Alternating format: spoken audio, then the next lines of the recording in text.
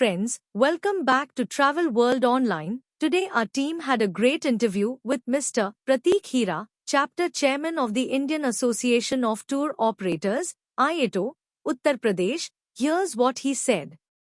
I'm honored and delighted to be reappointed as the chapter chair for Uttar Pradesh for Indian Association of Tour Operators.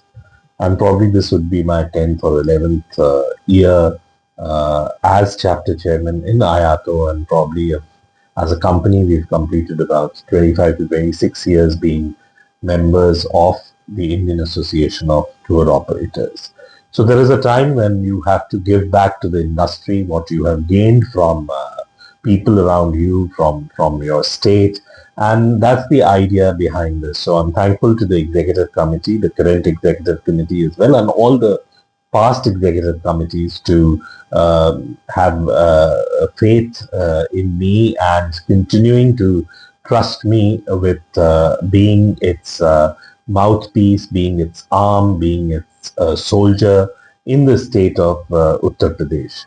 Of course, my priority is the members across the state of Uttar Pradesh, for whom I want the maximum benefits from the government of UP and otherwise also. So in terms of achievements, if we see, IATO has been an important pillar for the development of the policy of the tourism policy of the state. The last tourism policy 2022, and IATO had a big role in it. We have in place the recognition and approval system for tour operators and travel agents in the state of Uttar Pradesh. Uttar Pradesh is going to different travel marts all around the world and across the country. And mind you, for the operators, for the travel agents, the participation is totally free of cost. So these are some of the achievements which I intend to continue to bring more on the plate of Indian Association of Tour Operators. So I'm very proud to be the president and the CEO of my company, Tornos. Full name is Tornos Destinations India Private Limited, but as a short name, we always love to call it Tornos. And as a short name, a single name, it is more popular. We have been born and brought up in the city of Lucknow, the capital of Uttar Pradesh, which was a lesser known, I would say, tourist destination at one point of time. And we were the very first tour company to come up in the state. So I think that this in itself gave us a lot of this in itself became a point of motivation that the city was virgin. The city had a virgin landscape, especially for the foreign tourists coming into the state of UP and the cities of Varanasi, the city of Agra was very well known. So we took up this task to bring up Lucknow as a tourist destination. And now I'm happy to report that we are one of the largest tour companies in the state of Uttar Pradesh, and also one and only still in Lucknow with a full-fledged office and a company that is catering to leisure travelers from around the world, and now also into a little domestic travel as well for the tourists coming from different parts of the country to Lucknow to explore its rich culture, cuisine and craft. Since we were talking about foreign tourists, at WTO we was talking about air connectivity, visa facilitation and hotel viability. So what concrete development about the system? So I think we are a state with maximum number of airports, 15 in number. We are a state with maximum number of expressways, one of the finest road networks that you can ever have in any other state. I am also happy to tell you that this November, which is before the sort of deadline, we're expecting it to be December or later next year, But this November, we are expecting the new international airport coming up in Noida, which is called Jewar, which will be India's finest and the biggest airport. So UP will become a gateway into India very soon. So in terms of infrastructure, in terms of tourism promotion, the government of UP has really done very, very well. And the support of IATO, the support of other industry bodies have been immense, and the UP government does acknowledge this fact. See, in the last couple of years, domestic tourism has developed.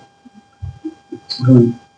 And especially in Uttar Pradesh, Varanasi, Ayodhya.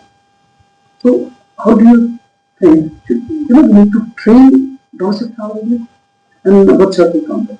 Well, I think every domain of travel, which is domestic travel or international inbound tours or outbound tours, has a different meaning, and the government should see them separately. So the trend, unfortunately, at the moment, I would say, being candid and frank with you, the government has begun seeing tourism as in one totality, which is not the right way for analysis, or which is not the right way for management. So we have to percolate this idea to the government that let us see these things separately to do better in terms of tourism. With the international travel, which is inbound travel, is suffering, and we haven't touched anywhere near. We are not nowhere near the figures of 2019, which were pre-COVID figures. The geopolitical situations are not conducive enough. And at the same time, India has not been marketing itself as a foreign tourist destination enough since a long time now, post-COVID, while other neighbors are taking advantage of this low kind of,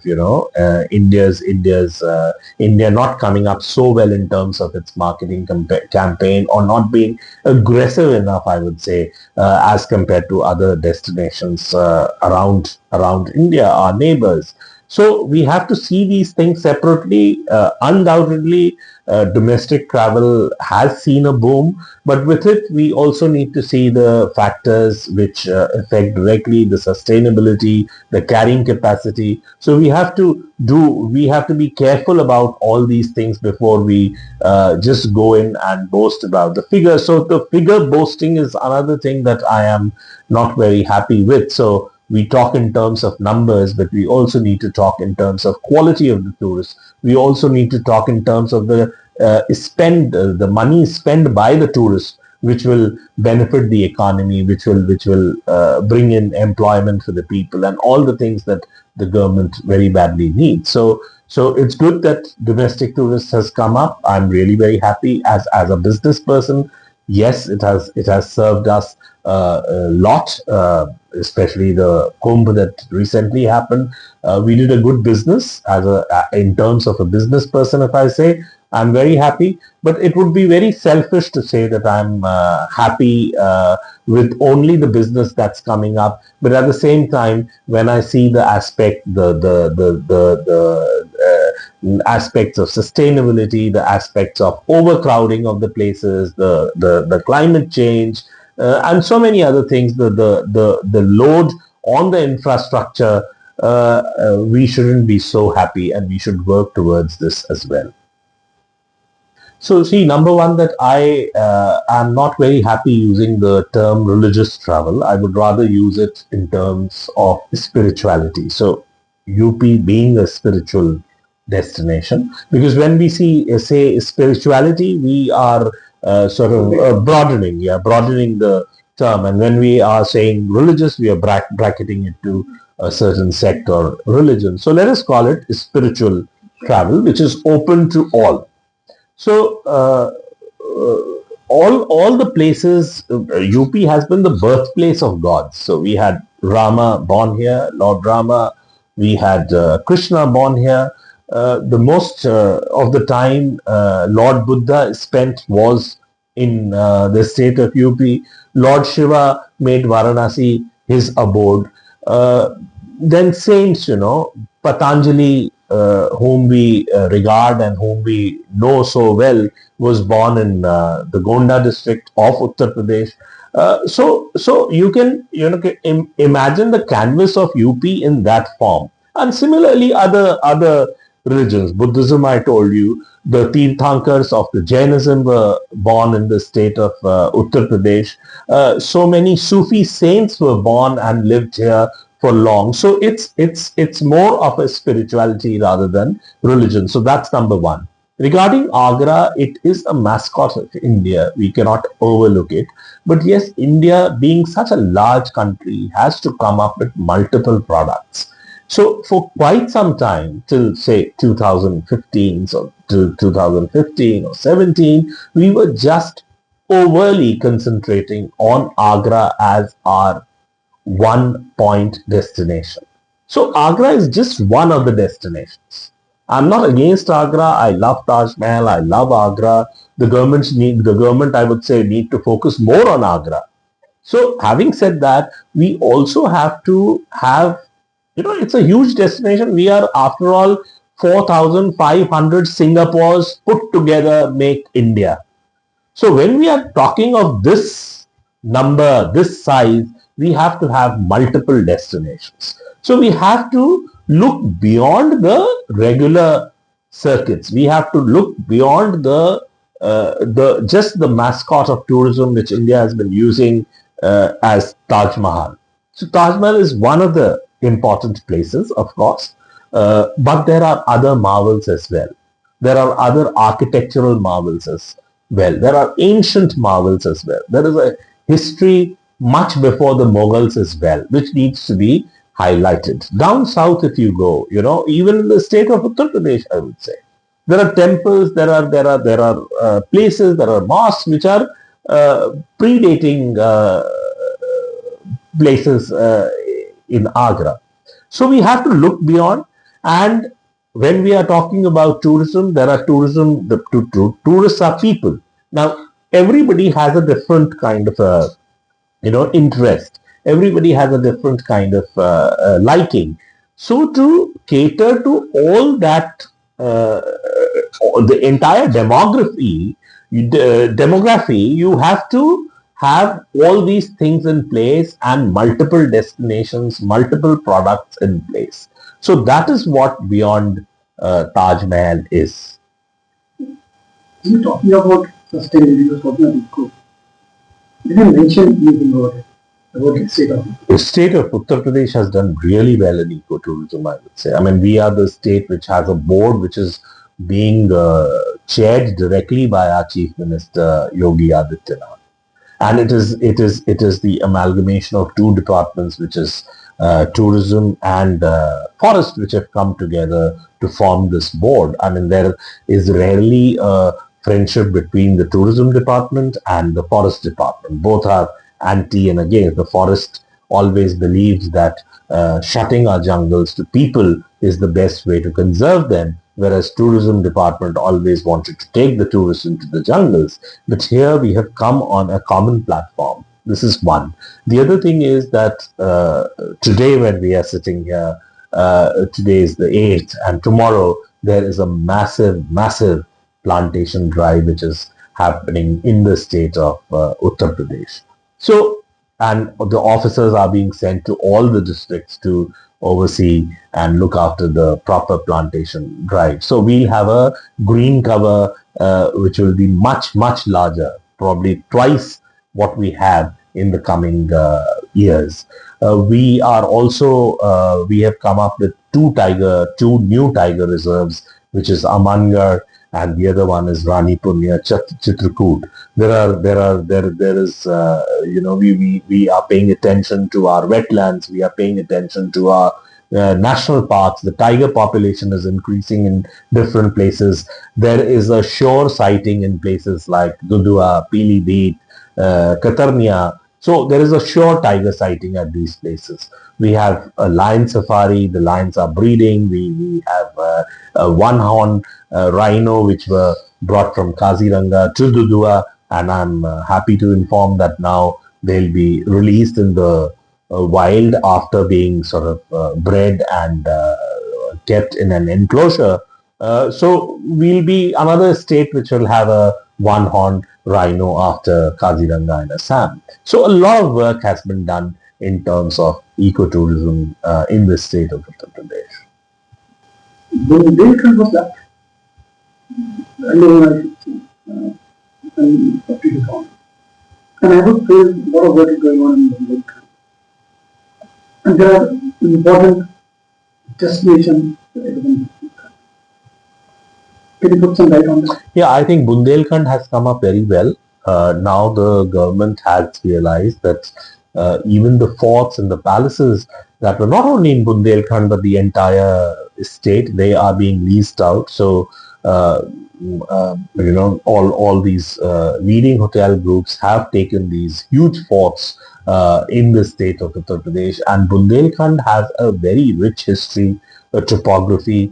It is a great place for adventure. It is a great place for wilderness. So all these things are being explored, and we have just signed an MOU with the Madhya Pradesh government in the presence of their Deputy Chief Minister, our Minister of Tourism, and their Minister of Tourism. It was signed between the two principal secretaries of the state, and this is about the collaboration. This is about the bringing the two states together, and there, in that case, Bundelkhand is playing an important role because the area of Bundelkhand, which is in the state of Madhya Pradesh, is quite well developed.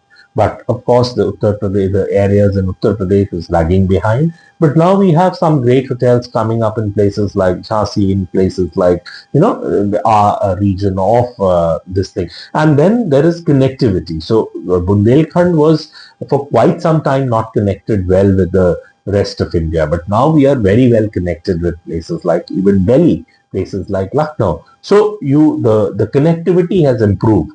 We also have regional airports coming up in the state, in that part of Uttar Pradesh. So all this will bring in a lot of tourists to the Bundelkhand region of Uttar Pradesh. But Chittorgarh is not very deserve more attention. Much more, yes. To Chitrakoot, I'm happy to inform you that a special fund has been allocated now by the government of Uttar Pradesh. So Chitrakoot is one destination which is shared between Madhya Pradesh and Uttar Pradesh. But because Lord Rama has spent a lot of time there, the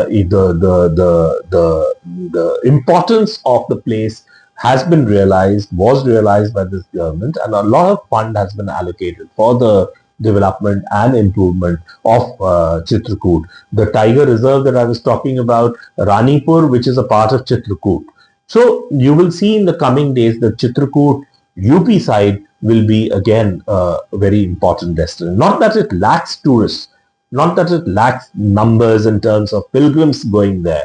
But yes, of course, the facilities were not up to the mark. So it is about the chicken and the egg story, where the tourist goes first and then the infrastructure is developed, or the infrastructure is developed first and then the tourists go there. So I think the government has realized that we need to develop the infrastructure. We need to have a helipad there. A small airport is coming up there, and it is very well connected with Prayagraj.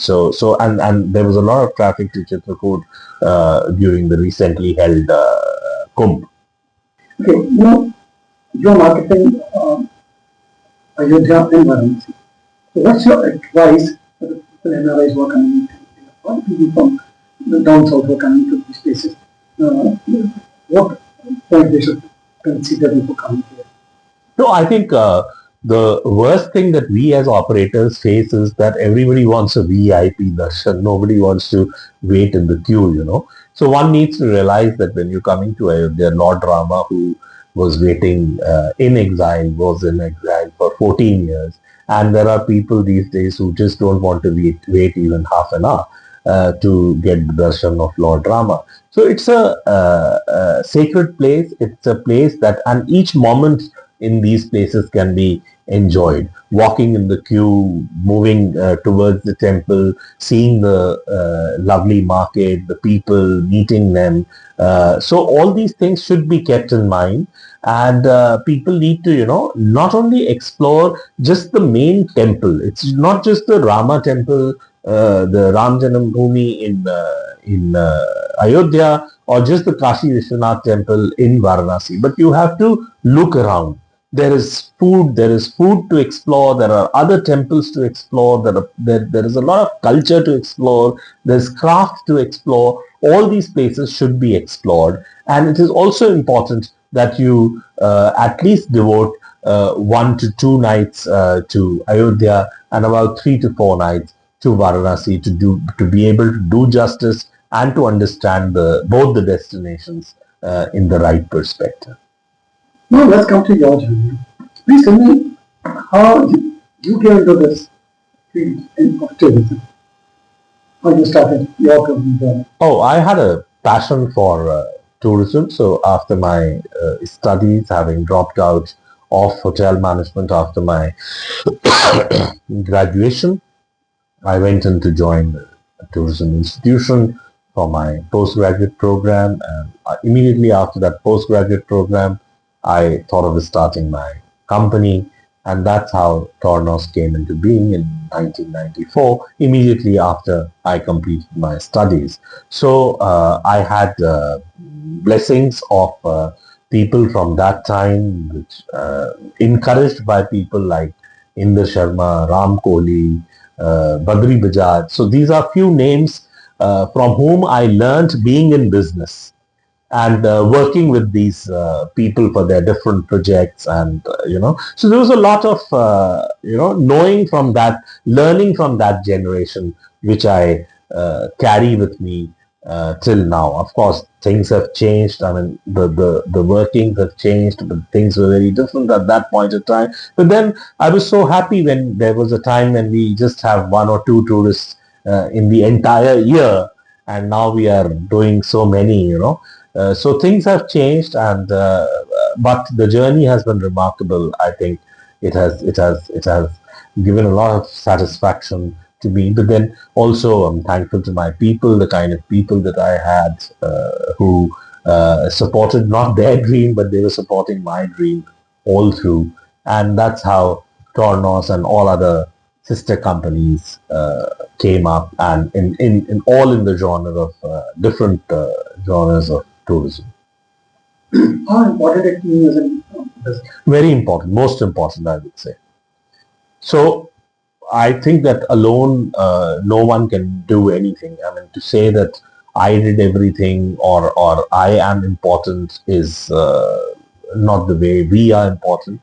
The team has to be nurtured well. Of course, there are certain things that team is taught by the leader, but ultimately, everything on the ground, the entire success belongs to the efficient and the able team that's backing and supporting a company, which may not be their dream, which is someone else's dream. So, which is a bigger thing, to support someone else's dream and live someone else's dream. But then they have come to believe in you.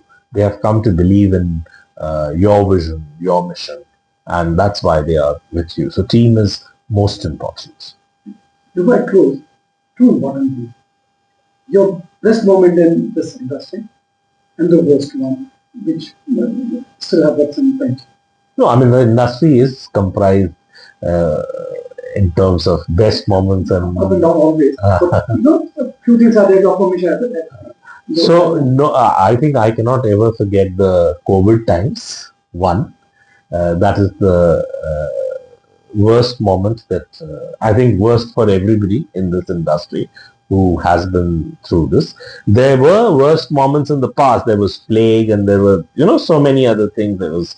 But this was indeed never heard, never seen, and probably I wish nobody ever sees it in future as well. And the best moment was, I think, meeting Inder Sharma, whom I regard a lot. When I bought my first car, he was the first passenger in that who sat, and that was a Contessa in way back in 95 or 1996, to sit in that car. And the connection was so strong that I kept meeting him. After that, whenever I went to Delhi or whenever he came to Lucknow, we made it a point to meet each other. And also, his after his death, his ashes were carried by his son in our car in the city of Haridwar.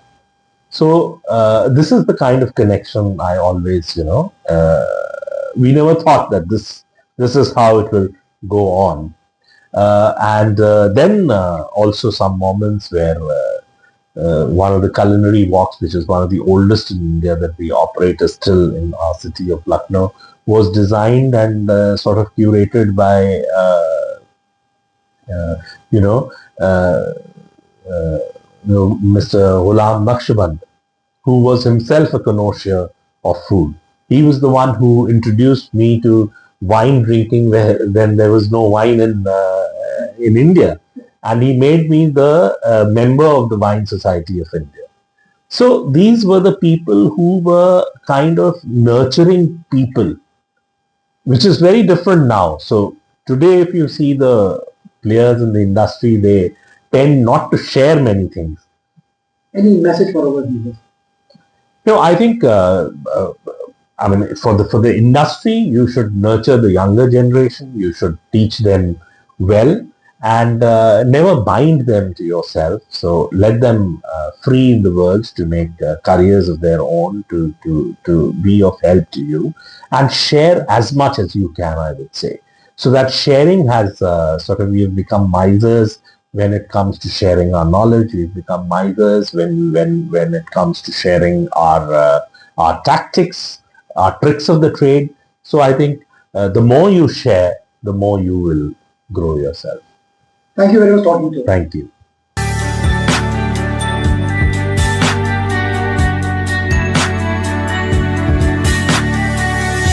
You are watching Travel World Online.